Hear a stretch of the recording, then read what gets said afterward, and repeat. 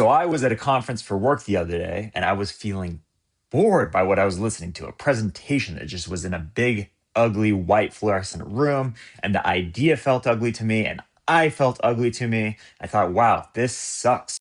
But I recognized the situation I was in. I said, I think that this is boredom. And I remembered that I'd written a note to myself about boredom, what causes it, how to fix it. So I whipped that baby out. This is my boredom note. I have some solutions to boredom hidden under here, but the thing that worked for me that day was to read this causes section, the things that cause boredom.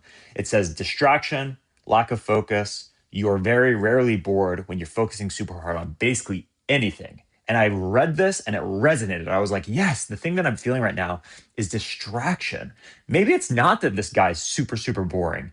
Maybe he is, but maybe it's not. And maybe I just need to focus really hard on the things that he is saying. And so I set up a little game for myself to help me do the focus thing and avoid the distraction. I said, what is this guy saying? Because it was a talk about AI. What is this guy saying that makes me believe or not believe that AI can automate me in the next year?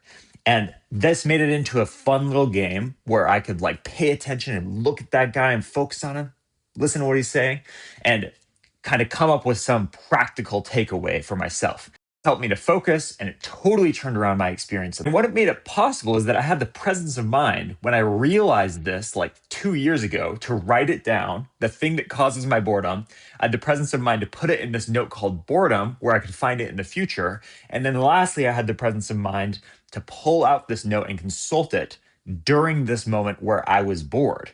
So I took this note to myself from a wiser me that existed in the past, and I used his knowledge to change the way that I felt and was acting. So, this whole practice of writing notes, organizing them, and then using them to solve your problems, I call it learning loop. And I built it into this whole framework and practice and philosophy where I identify principles and pitfalls to make it easy for you to write your own notes to self. So, let me know, how can I be helpful as you're getting started?